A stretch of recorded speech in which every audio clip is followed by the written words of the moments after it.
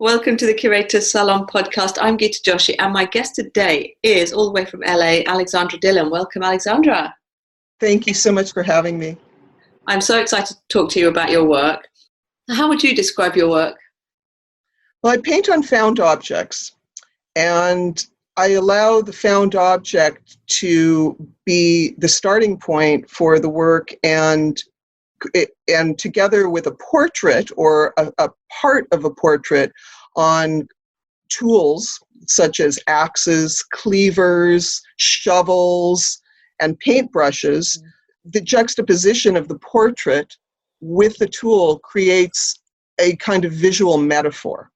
When I first started making these, I wasn't really sure what they were about, but as I made them, I started to look more closely at their meaning and realized that there was many implicit meanings and strange paradoxes in these works. So, for instance, I paint faces on axes, generally women's eyes. And I also noticed that created a kind of linguistic pun. You know, we talk about how a woman or a person has a sharp intellect. We often use derogatory terms toward women like hatchet face. We also talk about women whose words cut like a knife, things like that. And I saw that there were these strange linguistic puns. And then I started thinking about, well, what does this all mean? And as a society, often afraid to look at women's own personal power. And we are afraid of women's anger. We are afraid of women's intellect. And these pieces, I think, help us confront those ideas. Then I also started doing work on shovels. And the shovels had a kind of a strange meaning as I started to dissect it. They were about memory. They were about death and resurrection. And one of the things that was a happy accident was when I started doing the portraits on the shovels, I realized that because of the curve of the shovel head, if I looked at the shovel at one angle or another, the expression on the face actually changed. It changed from happy to sad, from a smile to a frown. It was just a strange effect of the parallax of the curve of the shovel. So I employed that, and I built a rig for these shovels that you could actually move the shovel, and it was attached by hooks onto a wall, and you could move them, and the face would change. And I called the pieces mood swings. And those are some of my favorite things that I've been working on. I'm trying to pull together an installation of about 20 of those for a show. Then I've also been working on saw blades, circular saw blades, and I painted some Baroque-looking women onto these circular saw blades. And again, it challenged our ideas of what does a pretty soft face mean juxtaposed with a hard and vicious tool. I'm still not entirely sure what it all means, but again, it comes from my subconscious. I analyze it after the fact, not before. And I've gone on like that with many of those pieces. Then I've also been painting on dresses. And the dresses are some of my favorite pieces that I've made. I paint portraits of women. I just did a series that's also on view at the Oceanside Museum of women who are wearing very exotic costumes, crowns and jewels, and they represent extras from old Hollywood movies. And they represent the women that tried out for the parts, but only became extras and were queen for a day in these wonderful costumes, but then were forgotten by history.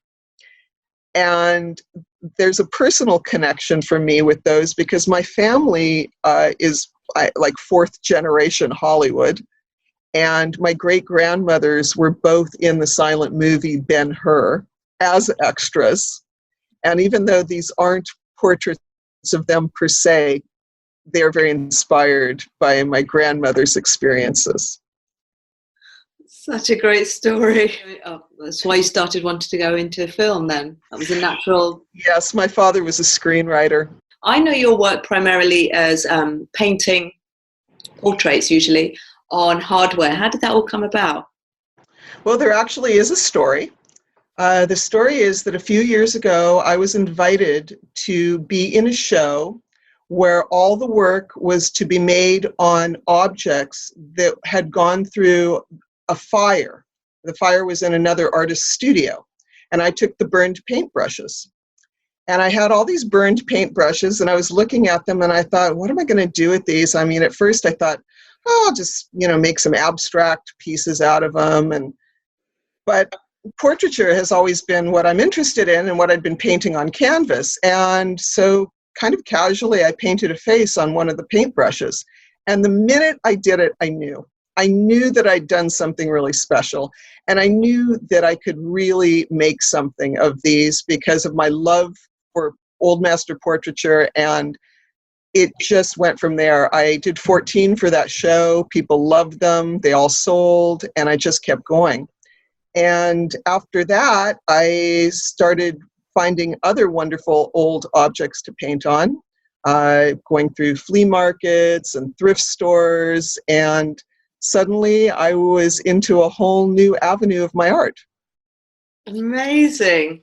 But I hear now that you actually also donated items as well, aren't you? Don't people come around and give you stuff?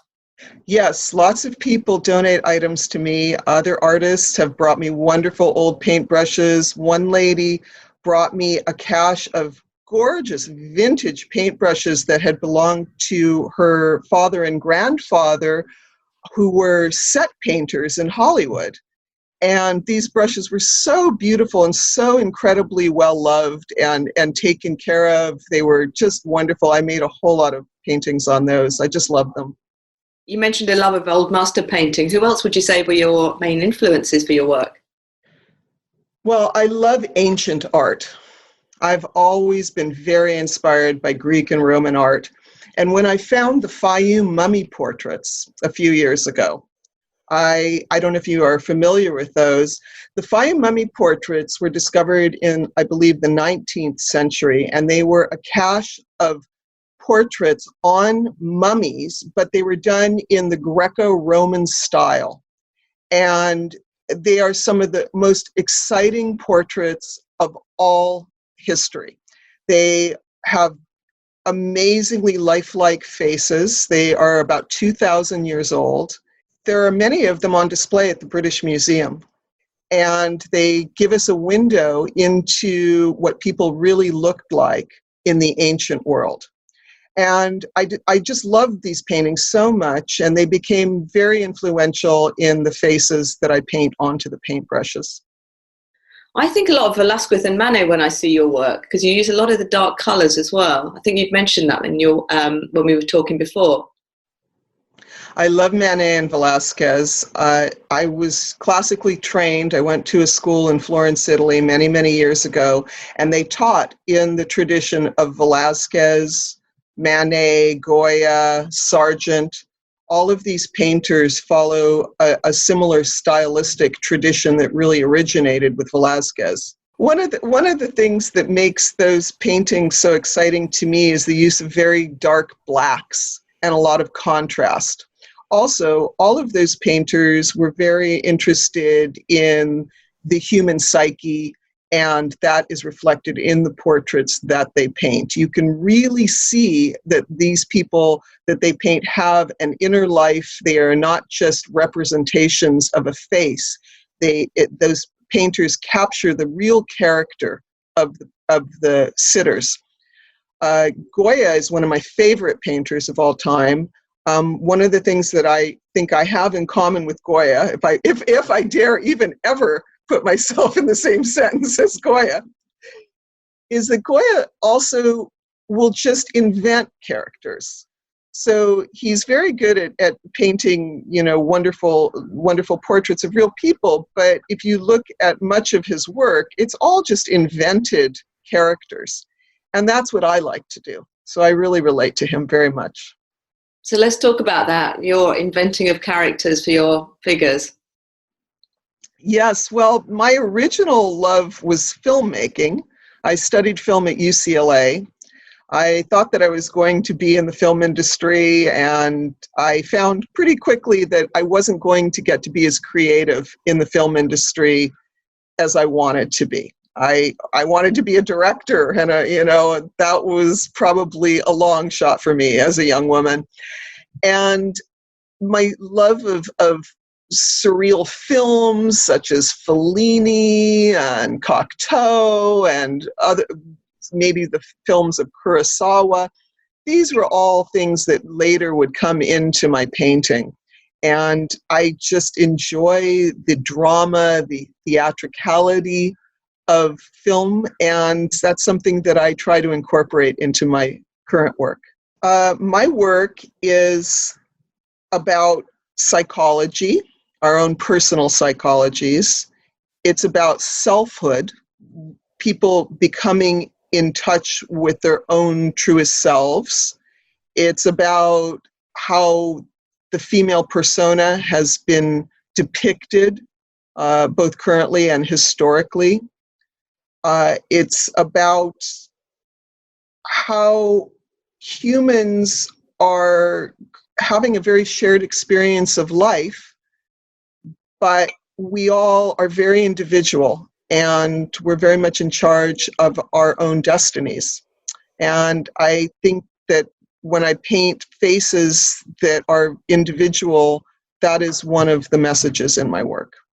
Because you don't actually work from images and you don't have a sitter normally when you're painting your pieces. Is that part of your process actually? It's almost like a divine download that you're getting, and when it's done.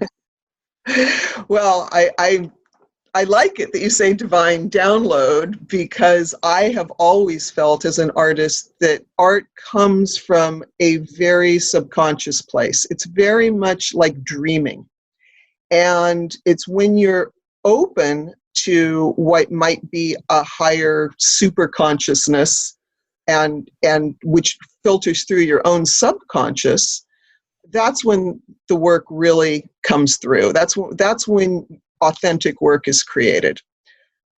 I remember once at a dinner party, I said something similar to what you just said. I said something like, I feel that I'm channeling things from, another place. And everybody at the dinner party was shocked that I dared say anything like that, as though I had some sort of connection to a higher consciousness as an artist.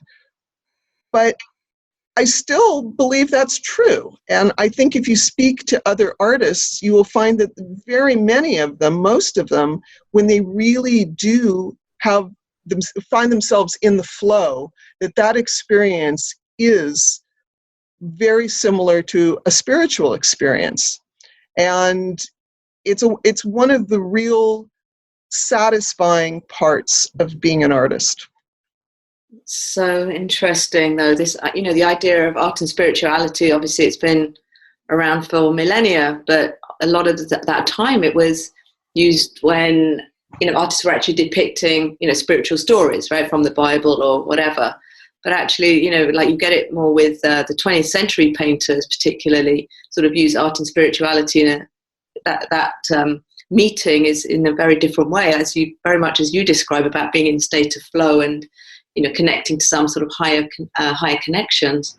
Yes, I agree with that. I think that, if you look at, especially with maybe the mid-century, 20th century action painters, there certainly must be some sort of flow happening in so many of those paintings. And I agree with you that even though, a de Kooning or a Jackson Pollock may not outwardly have the content of a spiritual painting, I believe it's implicit in those works because of the action and the process that you see in so much of that work. Yeah, and what the artist was experiencing in the time of production. Yes. I have to say, though, that to get to that point as an artist is often hard won. I don't think it comes instantly for every artist. I know that for many years, I struggled to find my true voice, my true channel to my own work. It's very common and very, frustrating for most artists to be grappling with the idea of their careers, their place in the art world, the content of their work. And for many years, I was starting from the wrong place in my work. I had a hard time connecting to that open channel. And when I finally did, everything suddenly felt so right. It was like you just knew that you were now on the road that you had been looking for. And I know many artists have that experience. So on the subject of being distracted by things like art careers, let's look at some of your recent exhibitions. I know you were showing at the Other Art Fair at Los Angeles in 2018. How was that for you? I really enjoyed doing the Other Art Fair. It was a wonderful experience. They were really great to work with, and many good things came of it from it to me. I would definitely recommend it for independent artists. The art world has changed quite a bit. Many artists like myself are in business for themselves, working less with galleries and more with independent art fairs. I think it's very good for artists to have a business sense and to have control of their own promotional materials, their own marketing strategies, and to find a way to have a foot in both the entrepreneurial and the artistic. And it's not easy to do, and it's very difficult for a lot of artists who just don't want to mess with that. They just want to do their own work and have somebody else take care of sales. But I think if having a career as an artist is important to you, that it's really good to get some business sense and do things like the Other Art Fair and other opportunities. No, I agree massively. I think there's more artists than there are galleries able to manage them anyway, right? So I think Sure. it has really opened that up for so many people to be able to sell directly. And I think when they often talk to me about being overwhelmed with quite how much there is to do on the business side, I always remind them that, you can get help in your business. You can hire somebody to manage your social media or do your admin, just like you would probably hire an accountant to manage that side of the business. Yeah, absolutely. So the Other Art Fair led to a great opportunity for you. Do you want to tell me about the museum show that you've got? Yes, a curator named Kate Stern, who's a wonderful curator here in Los Angeles, came through the Other Art Fair and liked my work. And currently, my painted dresses are on display in a show called Dress Rehearsal at the Oceanside Museum of Art in Oceanside, California. And that show runs through January 2020. Oh, fantastic. Have you got any other shows coming up? One show where I'm showing one piece in a group show at BG Gallery in Bergamot Station in Santa Monica. That show is called The Living Room, and it's all art on furniture by local Los Angeles artists. I'm working on a chair. And so that's what, furniture of a whole living room with different artists on different pieces of furniture? Yes. That's going to be so much fun. Alexandra, it's been amazing talking to you. Thanks so much for your time today. Thank you so much, Geeta. I've really enjoyed being here with you. And where can people find you online? My website is alexandradillon.com, and I'm on Instagram at Alexandra Dillon Artist. Fabulous. I will add all of that into the show notes, and I can't wait to see you soon. Thank you so much. Have a great day.